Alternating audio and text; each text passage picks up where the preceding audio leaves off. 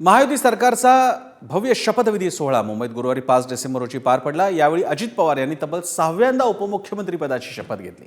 पण महायुती सरकारच्या शपथविधी सोहळ्याच्या दुसऱ्याच दिवशी अजित पवारांना दिल्लीतून आणखी एक मोठा दिलासा मिळालेला आहे। बघूयात अजित पवारांच्या उपमुख्यमंत्री पदाच्या आनंदात आणखी आनंद आणणारी ही कोणती बातमी आहे।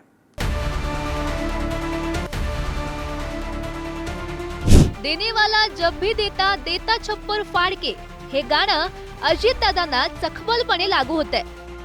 कारण उपमुख्यमंत्री पदाची शपथ घेताच दुसऱ्याच दिवशी अजित पवार यांना मोठा दिलासा मिळालाय। आयकर विभागानं जप्त केलेली 1000 कोटींची संपत्ती मुक्त होण्याचा मार्ग मोकळा झाला।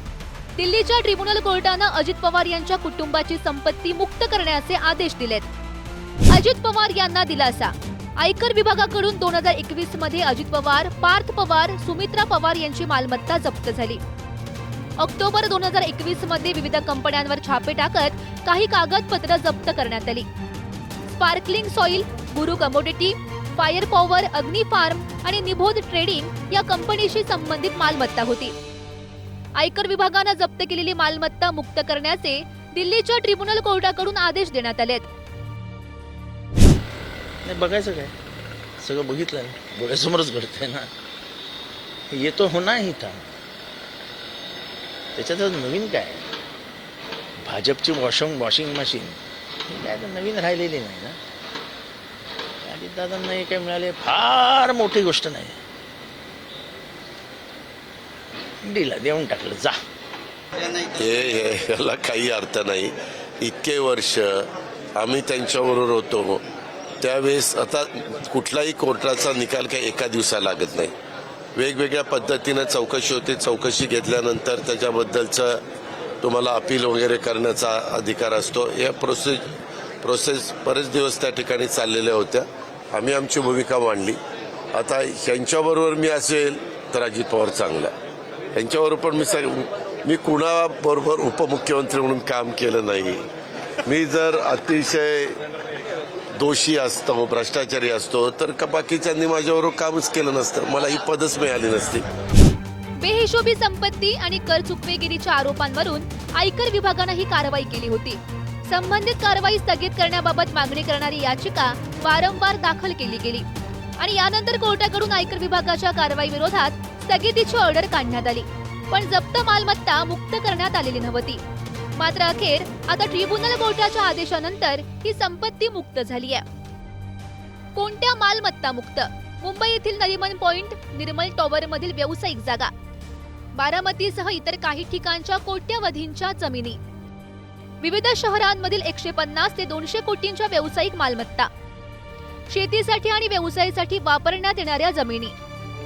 आरोप करणारे आणि क्लीन देणारे एकाच घरात आहेत, त्यामुळे त्यांच्या घरात प्रवेश झाला की ते स्वच्छ होऊन बाहेर पडतो।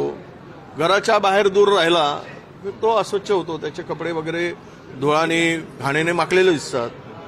पण घरात गेल्यानंतर ते कारण स्वच्छतेचं घर आहे, ते सर्व व्यवस्था त्या घरामध्ये आहे। आरोप करायची व्यवस्था आहे आणि आरोपातून मुक्त करायची पण व्यवस्था आहे, त्यामुळे यात काही फार नवल वाटण्यासारखं काही नाही, हे होणारच आहे। कोर्टामधला आणि लवादामध्ये चाललेला विषय असल्यामुळे योगायोगाने हाडायचं बसणं आणि डंगीचं मुळणं ही ग्रामीण भागामध्ये जी म्हण आहे तसाच हा प्रकार झालेला आहे की ते उपमुख्यमंत्री होणे आणि निकाल लागणे हा शुभ शकून आहे असं म्हणाल की त्यांच्याकरता जीवनामधला असं म्हणाल का हरकत नाही। दिल्ली लवादाच्या निर्णयाला आयकर विभाग उच्च न्यायालयामध्ये आव्हान देऊ शकतं।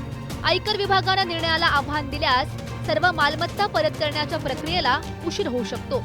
मात्र लवादाच्या निर्णयाला आव्हान दिलं गेलं नाही तर अजित पवार आणि कुटुंबियांना त्यांची मालमत्ता काही आठवड्यात मिळू शकते।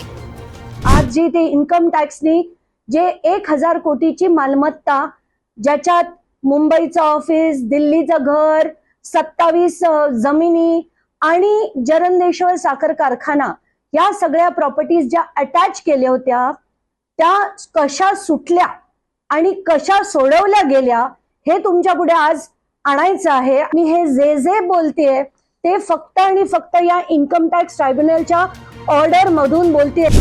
अजित पवार जेव्हा जेव्हा भाजपासोबत सत्तेची शपथ घेतात तेव्हा त्यांना दिलासा मिळत आलाय। याआधी पहाटेचा शपथविधी, त्यानंतर 2023 मध्ये भाजप सोबत सत्तेत आल्यानंतर कथित सिंचन घोटाळ्यात क्लीन चिट मिळाली आणि आता शपथविधी घेताच 1000 कोटींची संपत्तीही मुक्त झाली आहे. आता हा निव्वळ योगायोग आहे की आणखी काही, हे ज्यानं त्यानं ठरवावं. ब्युरो रिपोर्ट, पुढारी न्यूज.